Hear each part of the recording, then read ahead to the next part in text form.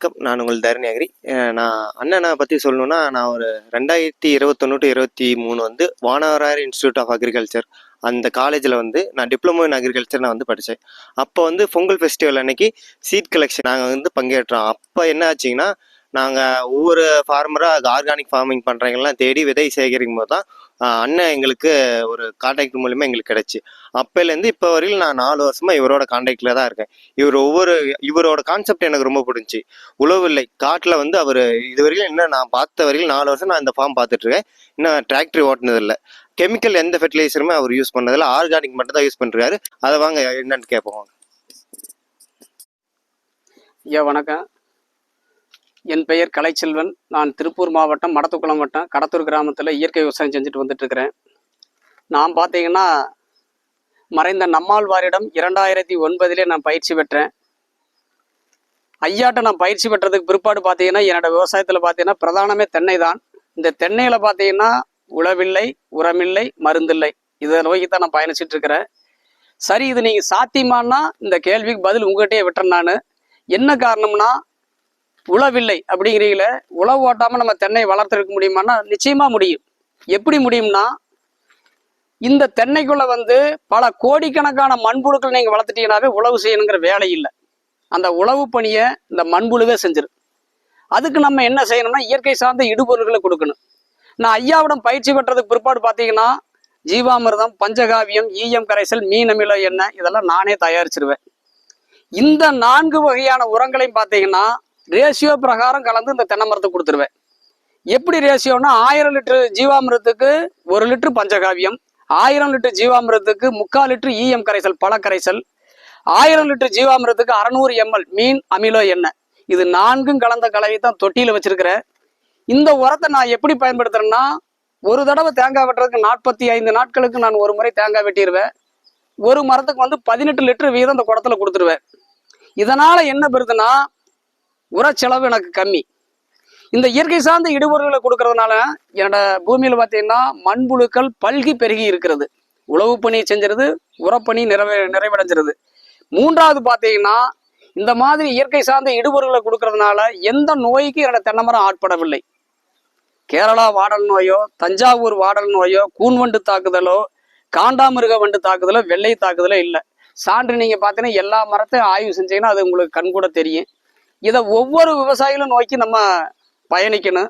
அப்படி பயணிச்சோம்னா செலவே இல்லாமல் 0 பட்ஜெட்டில் அதிக லாபம் தரக்கூடிய விதத்தில் விவசாயத்தை லாபகரமான தொழிலாக மாற்றிக்கலாம். நீங்கள் பார்த்தீங்கன்னா இன்னைக்கு பிறந்த குழந்தைகள் முதல் வளரும் தன்மையுடைய இளைஞர்கள் வரை ஏதோ ஒரு நோய்க்கு ஆட்பட்டிருக்காக. இந்த நோயற்ற வாழ்க்கை வாழ வேண்டுமென்றால் இந்த இயற்கை சார்ந்த இடுபொருள்களை பயன்படுத்தி காய்கறிகளாகட்டும், கீரை வகைகளாகட்டும், தானிய வகைகளாகட்டும், நெல்லாகட்டும் எல்லாத்தையுமே இந்த இயற்கை சார்ந்த இடுபொருள்களை பயன்படுத்தி நம்ம எல்லா பொருளையுமே விளைவிக்க முடியும். அதுக்கு சான்று வந்து இப்போ நீங்கள் எல்லாம் பார்த்தீங்கன்னா நான் வாழை சாகுபடி செஞ்சுருக்கிறேன், நெல் சாகுபடி செய்கிறேன், என் வீட்டுக்கு தேவையான காய்கறிகளை நானே சாகுபடி செஞ்சுக்கிறேன். இதுக்கு எல்லாத்துக்குமே இந்த இயற்கை சார்ந்த இடுபொருள்களை பயன்படுத்தி தான் நான் பயன்படுத்துகிறேன். 2வதாக, இந்த இயற்கை சார்ந்த இடுபொருள்களை பயன்படுத்தி விளைவிக்கக்கூடிய பொருட்கள் வந்து மிக தரமானதாக இருக்கிறது. 2வதாக, எந்த நச்சுமே நம்ம உடம்புக்குள்ள போகிறதில்லை. உலகத்திலேயே நச்சை விதைச்சு நஞ்சை சாப்பிடக்கூடிய ஒரே பிராணி எதுனா நம்ம மனித இனம்தான். நம்ம கண்ணுக்கு முன்னாடியே நஞ்சை விதைக்கிறோம், அந்த நஞ்சவே நம்ம சாப்பிட்றோம். இது என்ன ஆகும்னா, ஒரு குறிப்பிட்ட காலத்துக்கு மேலே நோயை நம்மளே விலை கொடுத்து வாங்கக்கூடிய அளவுக்கு நம்ம தள்ளப்படுறோம். ஒரு காலகட்டத்தில் என்ன செய்யும்னா, நம்ம சம்பாரிச்சு வச்சிருக்கக்கூடியதை அத்தனையுமே இழக்க நேரிடும். நம்மளுக்கு ஏதாவது ஒரு நோய் ஆட்படும் போது நம்ம சம்பாரிச்சு வச்சிருக்கக்கூடிய அத்தனை பொருளுமே நம்ம இழக்க நேரிடும். அதனால நோயற்ற வாழ்வே குறைவற்ற செல்வம். நோயில்லாத வாழ்க்கை வாழணும்னா இந்த இயற்கை சார்ந்த இடுபொருள்களை பயன்படுத்தி மிக ஆரோக்கியமான உணவை நம்ம பெற்றெடுக்க வேண்டும். நோயற்ற வாழ்வு வாழ வேண்டும் என்றால் உணவே மருந்து என்ற கான்செப்டுக்குள்ள நம்ம உள்ள போயிடணும். உணவே மருந்துங்கிற கான்செப்டுக்குள்ள உள்ள போயிட்டோம்னா நம்ம நோய் இல்லாத வாழ்க்கை வாழலாம்.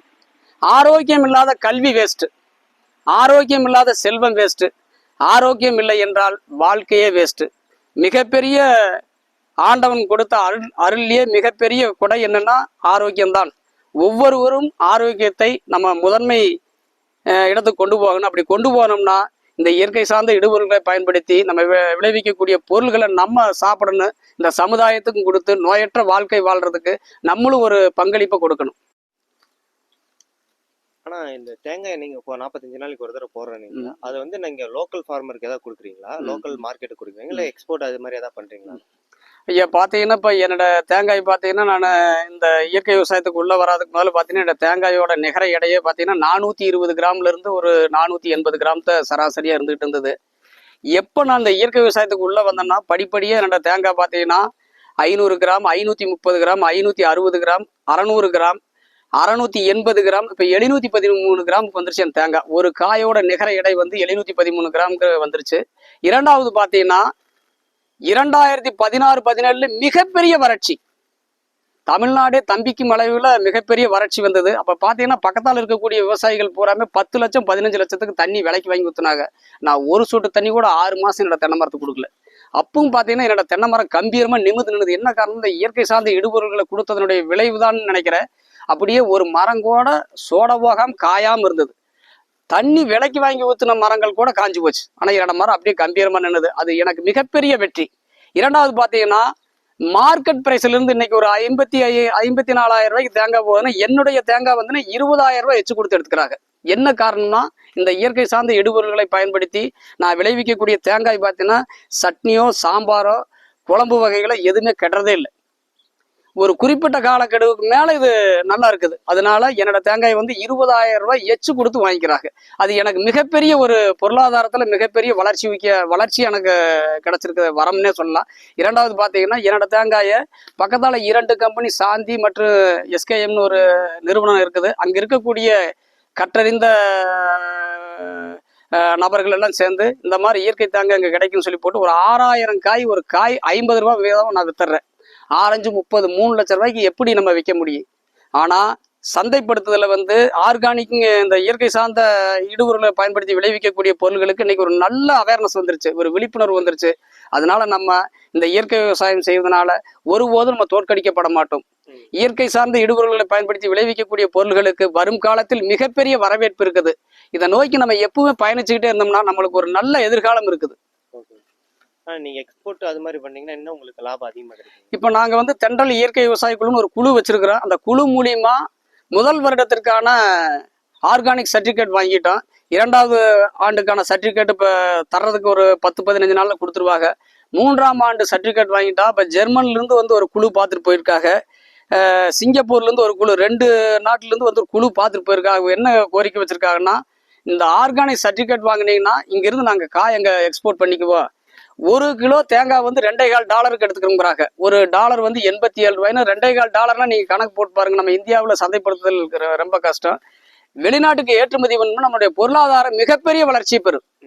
அதனால மிகப்பெரிய எதிர்காலமே வந்து இந்த ஆர்கானிக் பயன்படுத்தி செய்யக்கூடிய எந்த விளைபொருளுக்கும் மிகப்பெரிய சந்தைப்படுத்துதலுக்கு நம்ம யாரையும் அணுகணுங்கிற அவசியமே இல்லை. இந்த சர்டிஃபிகேட் வாங்கினோம்னா நம்ம காய்க்கு வெளிநாட்டில் ஏற்றுமதிக்கான ஊக்குவிப்பு நிறைய கொடுக்குறாங்க. அது சார்ந்த குழுக்களும் இப்போ வந்து பார்த்துட்டு போயிருக்காங்க. அடுத்த ஆண்டு வந்து என்னோட தேங்காய் வந்து சிங்கப்பூருக்கு போறதுக்கான வாய்ப்பை நான் எதிர்நோக்கிட்டு இருக்கிறேன். கிடைக்கும்னு நினைக்கிறேன். அப்படி கிடைச்சா என்னுடைய வாழ்வாதாரமே மேலோங்கி போயிடும். ஆனா ஜீவாமிர்தம் எதுக்கு பயன்படுத்தலாம்? ஐயா, நீங்க கேட்குற கேள்விக்கு சரியா நான் பதில் சொல்லணும்னா, ஜீவாமிர்தங்கிறது வந்து நமக்கு கிடைக்கப்பட்ட ஒரு வரம்னே சொல்லலாம். இந்த ஜீவாமிர்தத்தை வந்து பயிர் வகை செடிகளுக்கும் பயன்படுத்தலாம், காய்கறி வகையான செடிகளுக்கும் பயன்படுத்தலாம், இந்த மாதிரி மரப்பயிர்களுக்கும் பயன்படுத்தலாம். நான் வந்து இந்த ஜீவாமிர்தத்தை எப்படி பயன்படுத்துறேன்னா, நான் வந்து என்னுடைய தொழிலே வந்து பிரதானம் தென்னை தான். இந்த தென்னைக்கு பார்த்தீங்கன்னா 1000 லிட்டரு ஜீவாமிர்தத்துக்கு 1 லிட்டரு பஞ்சகாவியம், 1000 லிட்டரு ஜீவாமிர்தத்துக்கு 750 மில்லி ஈயம் கரைசல், பழக்கரைசல், 1000 லிட்டர் ஜீவாமிர்தத்துக்கு 600 ml மீன் அமில எண்ணெய், 4ம் கலந்த கலவை தான் தொட்டியில் இருக்குது. இந்த கலவை தான் வந்து ஒரு தடவை நான் தேங்காய் 45 நாளைக்கு ஒருக்க தேங்காய் வெட்டுவேன். அப்படி தேங்காய் வெட்டுறப்போ ஒரு மரத்துக்கு 18 லிட்டர் வீதம் கொடுத்துருவேன். இப்படி இந்த இயற்கை சார்ந்த இடுபொருள்களை கொடுக்கறதுனால என்னோட தென்னையில பார்த்தீங்கன்னா காண்டாமிருக வண்டு தாக்குதலோ, கூன் வண்டு தாக்குதலோ, வெள்ளை தாக்குதலோ, தஞ்சாவூர் வாடல் நோயோ அல்லது கேரளா வாடல் நோயோ இல்லை. இதுக்கு சாட்சி நீங்க எல்லாம் இப்ப ஆய்வு செஞ்சிருக்கீங்க. எந்த மரத்துலையுமே நோய் இல்லை. இரண்டாவது பார்த்தீங்கன்னா ஒரு காய் வந்து நீங்க உரத்தை பயன்படுத்தி விளைவிக்கக்கூடிய காய் பார்த்தீங்கன்னா 420 இருந்து 500 கிராம் தான் கிடைக்கும். என்னுடைய தேங்காய் பார்த்தீங்கன்னா 713 கிராம் வந்திருக்குது ஆவரேஜ். இதனால என்னன்னா நோய் இந்த தேங்காயில பார்த்தீங்கன்னா ஒரு சொரியோ இதோ இல்லை. ரெண்டாவது வந்து காய்ப்பு திறன் வந்து நல்ல அதிகப்படியான காய்ப்பு திறனை கொடுக்குது. சென்ற ஆண்டு பார்த்தீங்கன்னா 2024 237 காய் ஒரு ஆண்டுக்கு பெற்ற ஒரு மரத்துக்கு, இந்த ஆண்டு 2025 260 காய்ங்கிற ஒரு ரேஷியோ வச்சிருக்கிறேன். இது வரைக்கும் இந்த வெட்டுனா லாஸ்ட் வெட்டு இது வரைக்கும் 239 காயை பெற்றாச்சு. இந்த வெட்டுனா 260 காய் கிடைக்கிறதுக்கு எனக்கு ஒரு வாய்ப்பு இருக்குது. இந்த ஆண்டு 260 காய் பெற்றுங்கிற எனக்கு ஒரு மன நிறைவும் இருக்கிறது. இதனால என்னன்னா, இயற்கை விவசாயம் என்பது தொடர்ந்து செஞ்சுக்கிட்டே இருக்கணும். இயற்கை ஒருபோதும் தவறு செய்யாது. இயற்கையை வெல்ல எவராலும் முடியாது. நம்ம எப்பவுமே உண்மையா இருக்கணும், உழைக்கணும். நிச்சயமா நம்மளுக்கு பலன் தரும் இந்த இயற்கை விவசாயம். இரண்டாவது பார்த்தீங்கன்னா, இப்படி இந்த மாதிரி இயற்கை சார்ந்த இடுபொருட்களை கொடுப்பதனால நம்மளுக்கு உழவு பணிக்கான செலவு கம்மி, உர செலவு கம்மி, மருந்துங்கிறதுக்கு வேலையே இல்லை. அப்ப எந்த விதத்துலையுமே நம்ம தோற்கடிக்கப்படுறதுக்கு வேலை இல்லாமல் போயிடுது. அதனால நம்ம இது என்ன செய்யணும்னா, தொடர்ந்து இந்த இயற்கை சார்ந்த இடுபொருட்களை மரத்துக்கு கொடுத்துக்கிட்டே இருக்கணும். நம்ம எவ்வளவுக்கு எவ்வளவு கூடுதலாக கொடுத்தாலும் குறைச்சு கொடுத்தாலும் தப்பே இல்லை. தொடர்ந்து ஒரு 3 ஆண்டுகளுக்கு இந்த இயற்கை சார்ந்த இடுபொருட்களை பயன்படுத்தினா தொடர்ந்து நம்மளுக்கு அந்த காய்ப்பு சதவீதம் என்பது கூடிக்கிட்டே வருமா தவிர குறையவே குறையாது. அதனால இயற்கைக்கு நம்ம எப்பவுமே இயற்கையோட சார்ந்து தான் வாழணும்.